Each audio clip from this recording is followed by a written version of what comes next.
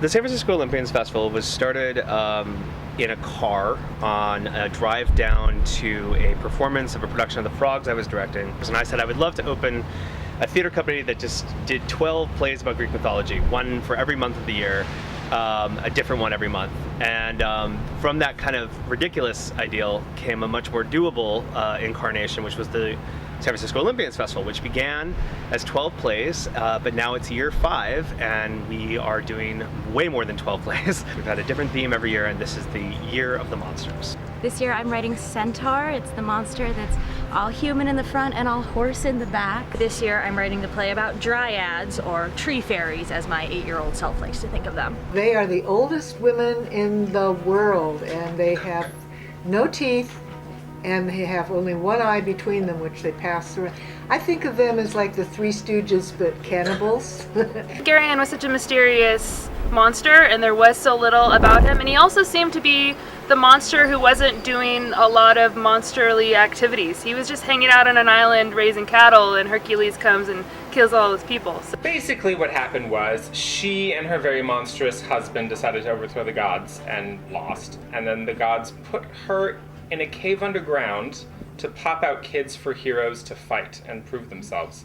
So that's kind of sucky for her. Although there are lots of playwright festivals around the United States, most of them are really not focused on the playwrights. They're expecting the scripts to be finished, done, have been worked on plenty, and this is basically the last step before being produced.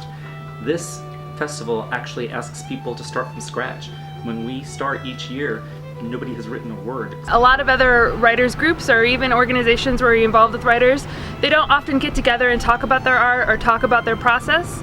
I love that we have more than one meeting through the year and everyone talks about where they're at with the process. I really enjoy the fact that every year we meet a whole new group of people. I'm really excited to get the opportunity to pursue a different route. I've been an actor in the area for the last year, doing stuff with some local theaters. So doing playwriting is something that I'm really excited that I get the chance to do through this festival. I am relatively new to the independent San Francisco theater scene, so I met a whole lot of people. We had a great camaraderie working together as the Trojan women against all those Greeks.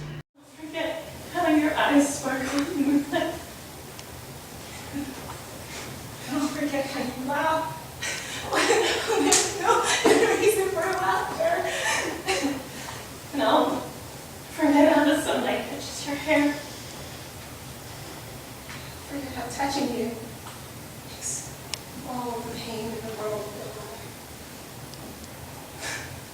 go away. And don't forget I love you. I actually used to look down on adapted theater. I was like, we should be writing original stories because this is the 21st century. And then I got involved with Olympians, and I realized, you know, what a closed-minded fool I had been, basically. And you know, adapting from a myth, it's wonderful because you do have the structure of the myth to go back to and as a jumping off point, but it is also wonderfully liberating. Olympus is more of a corporation, and Hera and Zeus are co-heads. Argus is a sort of a surveillance drone set to spy on Zeus for Hera, and he catches her picking up a girl from a nightclub, and then all sorts of sex and violence ensues. When we first talked about the Sirens, we really wanted to portray them as a group of sisters in the vein of Pride and Prejudice or Little Women or The Virgin Suicide. They weren't just like this group of mermaids on a hill who sang and then killed you. Yeah. They were a group of sisters who really, they each had their own personalities, but they all worked in this group dynamic. And it was really about this sisterly bond that was being destroyed, and it had nothing to do with them being supernatural. It just happened that they've been together for thousands of years. Sphinx takes place in the Sphinx's writer's room, as her staff of writers desperately tries to come up with a second riddle following Oedipus guessing the first one. If you enjoyed the movie The Devil Wears Prada, and Rashomon, or basically anything where a middle-aged woman scares people, you will enjoy Sphinx. It deals with primal emotions and the underpinnings of so much that we believe and think we know about human nature. And so it's fantastic to be able to make those stories new and connect with people who think they aren't interested in all that old stuff. Whoa! Looks like She just went from in a relationship to it's complicated with some guy named Menelaus. Oh, and he seems really angry about these pictures with Paris. She continues to scroll down on her phone. Yeah, it looks like everybody at SMS wants to kill him.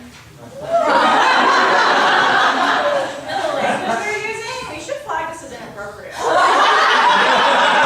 Okay. Helen just tweeted that someone named Aphrodite is giving them a ride to the Denny's in Troy.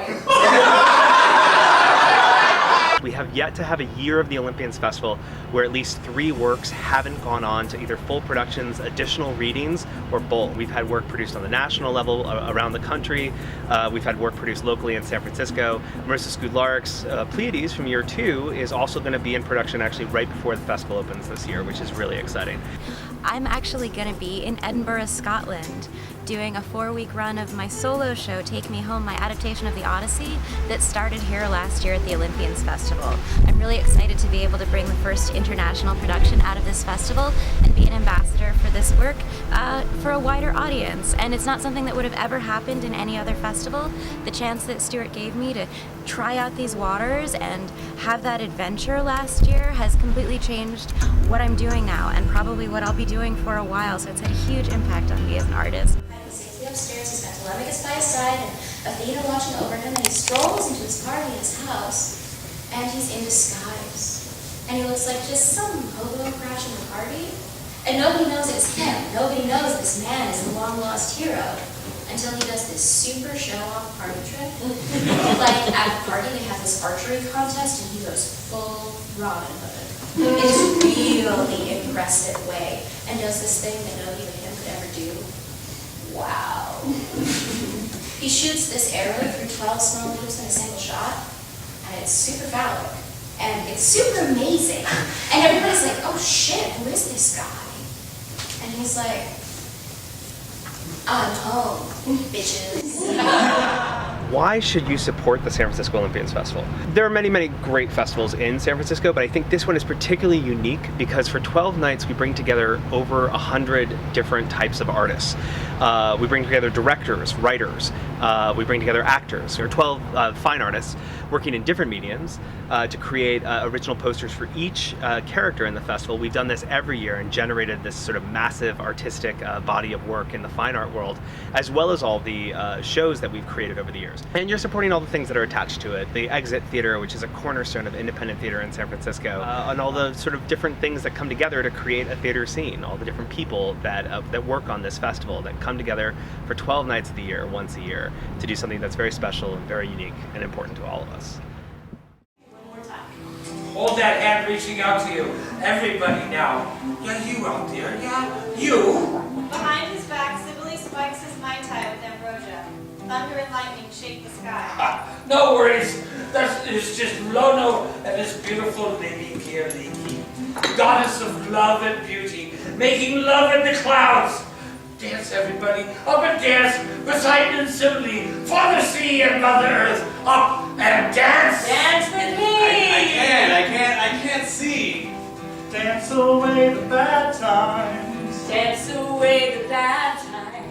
My name is Neil Higgins. I am writing Echidna, the mother of all monsters, and this is my 5th year with the festival. I'm writing Argus, and this is my 2nd year with the festival. And this is my 2nd year with the festival. And this is my 5th year with the festival. My name is Siyu Song. I'm writing the Cloudnets, and this is my 1st year with the festival. And this is my 2nd year with the festival. I have written 3 years, acted in 2. I acted last year, and I'm writing this year. This is my 1st year in the festival. This is my 2nd year in the festival as a writer. I'm writing Cerberus, and it's my 1st year as a director. And this is our 1st year in the festival. This is my 5th year in the festival. This is my 1st year with the festival. This is my 4th year at the festival. Hooray!